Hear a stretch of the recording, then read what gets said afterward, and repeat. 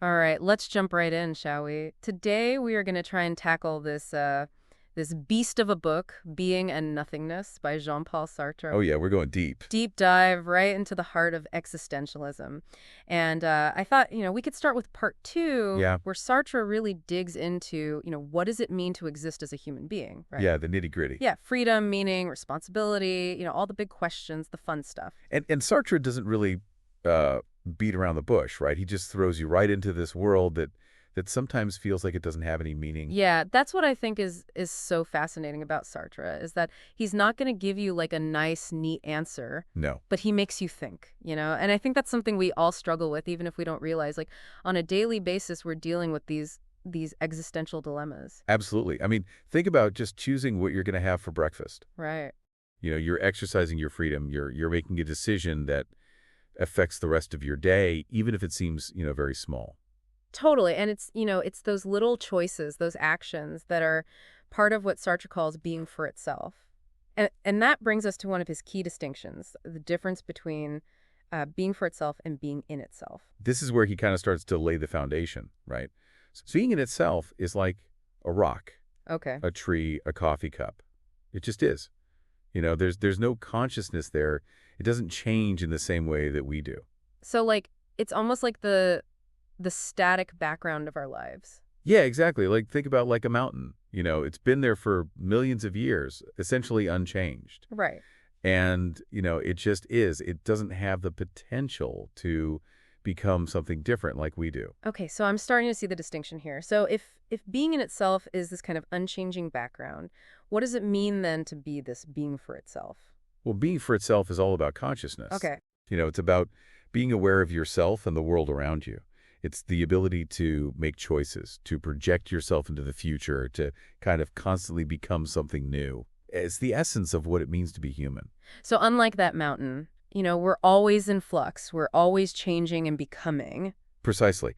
And that's where things get really interesting because this ability to change and become, it's also the source of our freedom. Okay. And for Sartre, freedom is both like this exhilarating thing, but also terrifying. Right, because it means we're responsible, right? Yeah, For big everything. thing to blame. Yeah, there's no predetermined path or anything. It's just us. Exactly. And that realization, that full weight of that freedom can be really overwhelming.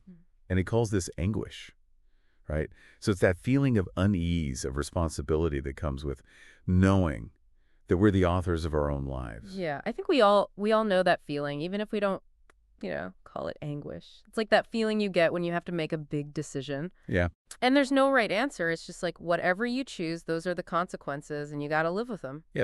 It's like standing on the edge of a cliff, right? Yeah. Knowing you have to jump, but not knowing what's going to happen. Exactly. Yeah. So if anguish is kind of like the downside of all this freedom, what's the positive spin? Why should we embrace this terrifying freedom? Well, the upside is that it's also the source of like our greatest potential, right? Because if we're truly free, if there's nothing predetermined about who we are, then we have the power to create ourselves, to define our own values, to really shape our destinies. Okay, I see. Like there's a light at the end of the tunnel there. It's a little scary but exciting at the same time. Right? And it's not just about our own personal choices. Okay. It's about how we experience time. So Sartre has this concept called temporality, which is how our consciousness, our being for itself, experiences time in a way that being in itself can't. So while like that rock just exists in time, we're constantly moving through time, right? Right. Past, present, Right. future. And it's not even like a linear progression, right? Our past shapes how we experience the present, which then influences how we see the future. So we're always kind of carrying our past with us, but also reaching beyond it, always striving for something new. I think we can all relate to that feeling of like being shaped by our past and not being defined by it. Right. We're not just the sum of our experiences. We can grow and change. Absolutely. And that's a key part of temporality, right? We're constantly projecting ourselves into the future, imagining who we could be, setting goals, making plans. And in doing that, we're shaping our destinies.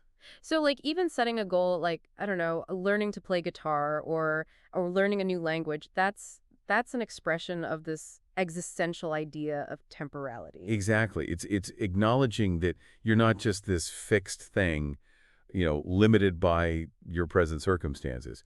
You have the power to transcend that and create a future that you want. Okay, that's powerful stuff.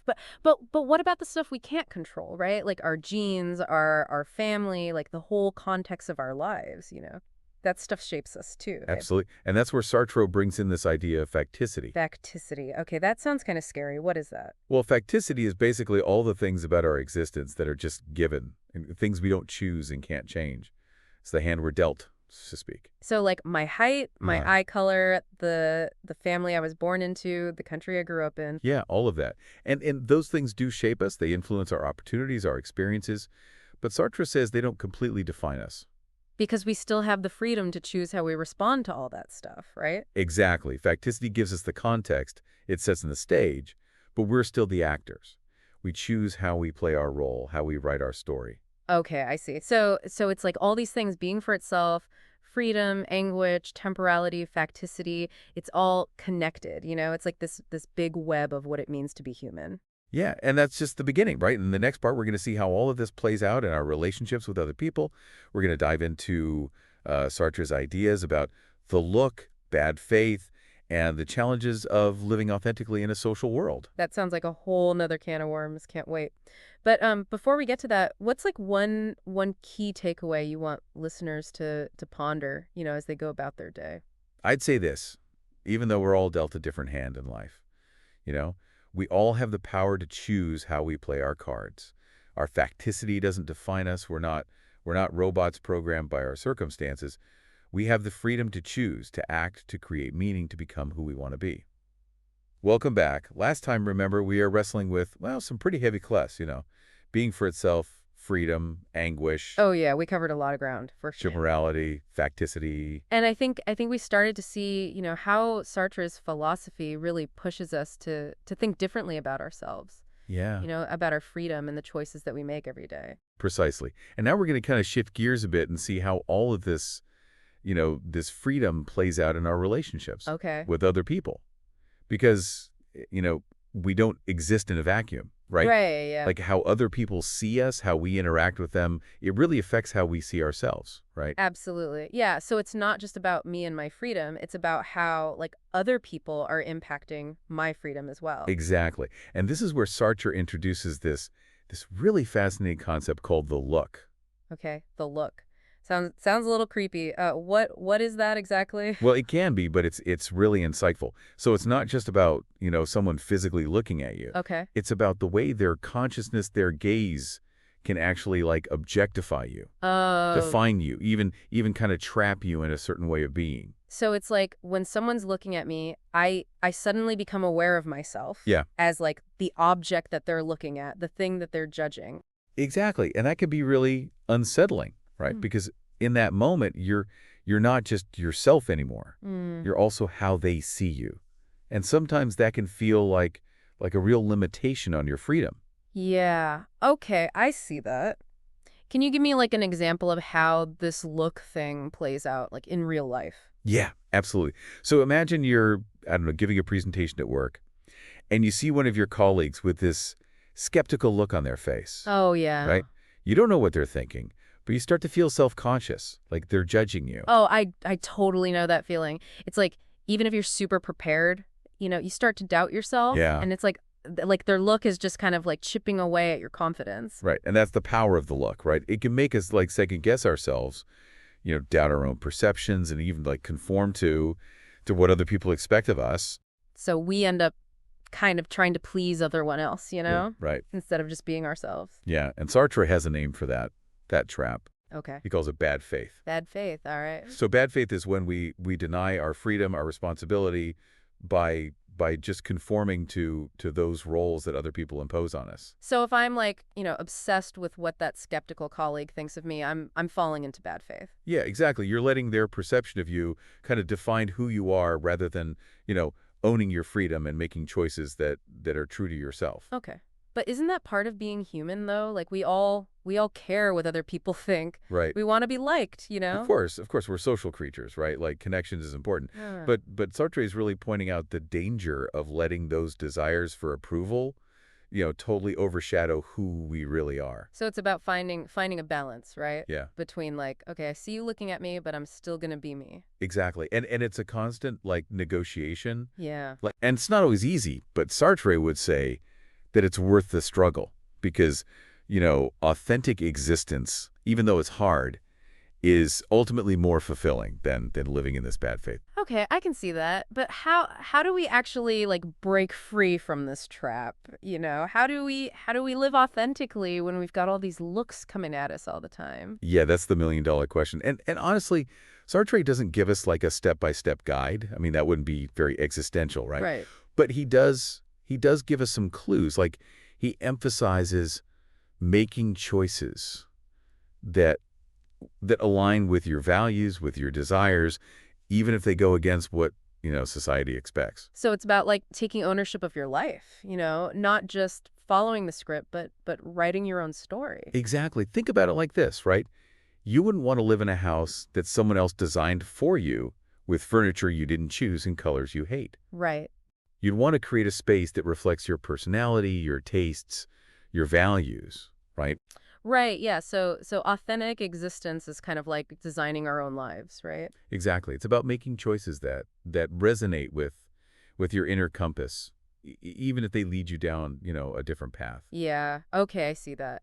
But that takes a lot of courage, right? Like going against the grain, there's that fear of judgment, fear of failure. Absolutely. Authenticity isn't about being fearless.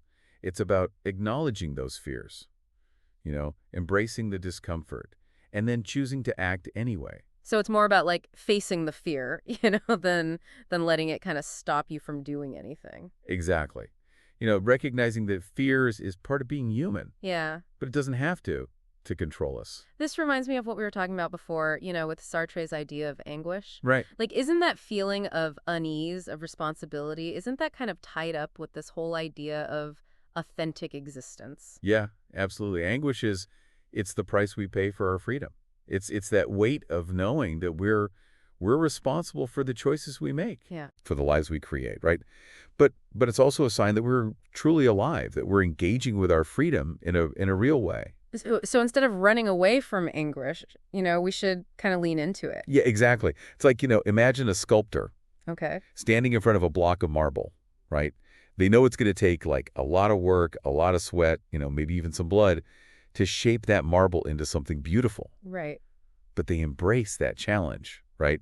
Because they know the end result's going to be worth it. Wow, that's a really powerful image. It's like we're all kind of artists in a way, shaping our lives through the choices we make. Right.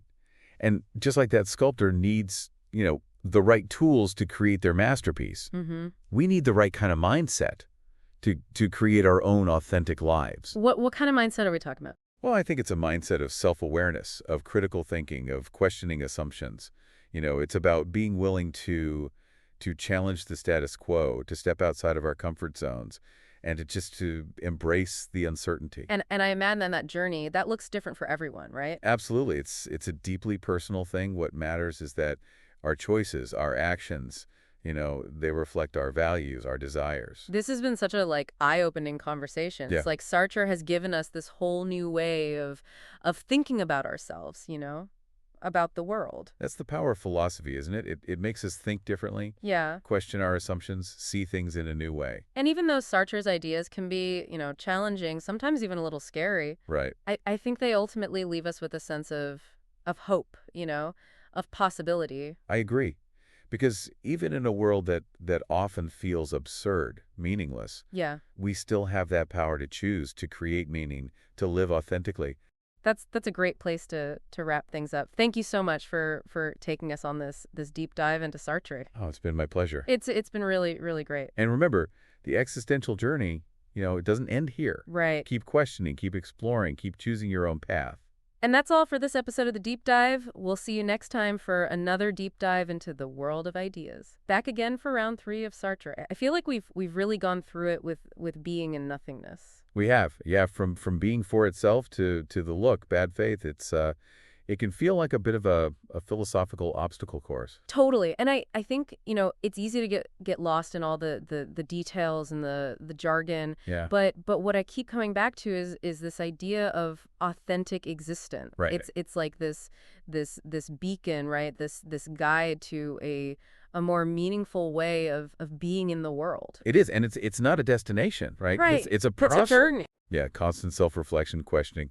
But how do we actually do that? How do we embark on this journey when the world often feels so absurd? Right. It's easy to say, embrace freedom, live authentically, Right. but what does that actually look like in practice? How do we actually break free from bad faith, from those looks? Well, Sartre, he doesn't really give us a step-by-step guide. Right. I mean, that wouldn't be very existential, would it? No, not really. But he does give us some insights. He talks about, the importance of making choices that are true to our values, our desires, even if they go against, what society expects.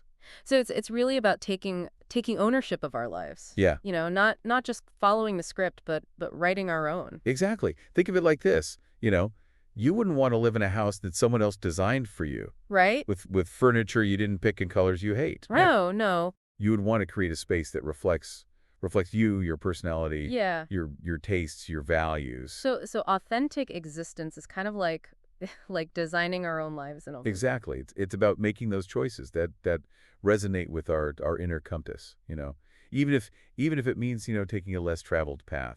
Yeah, but that takes courage, right? Yeah, Going against the grain. That can be scary. absolutely. Authenticity isn't about being fearless.